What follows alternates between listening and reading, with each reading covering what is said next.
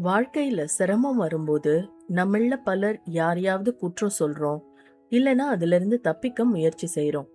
ஆனா ஓஷோ சிரமத்தை எதிரியாக இல்லாம நம்மை விழிப்படைய செய்யும் ஆசிரியராக பார்க்க சொல்றாரு. ஓஷோவோட இந்த ஆழமான சிந்தனையை இப்ப கேட்கலாமா?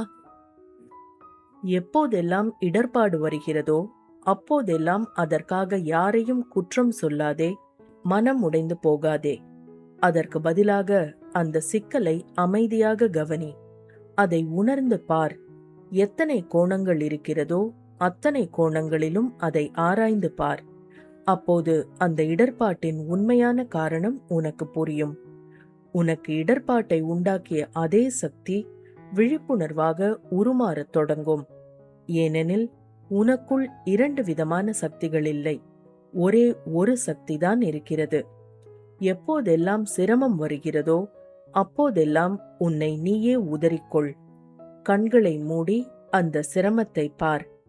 அது மனதிலிருந்து வந்ததா, உடலிலிருந்து வந்ததா, அல்லது வெளிப்புற சூழ்நிலையிலிருந்து வந்ததா?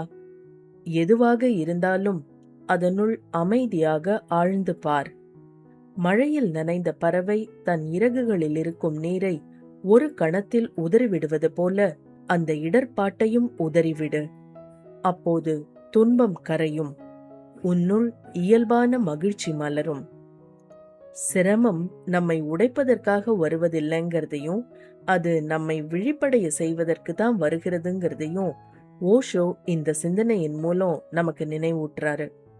நினைவில் கொள்வோம், பிரச்சனை மாறுவதற்கு முன் நம்முடைய பார்வை மாற வேண்டும். அப்படி மாறும் தருணத்தில்தான் அந்த இடர்பாடே நம்மை வளர்க்கும் சக்தியாக மாறுகிறது.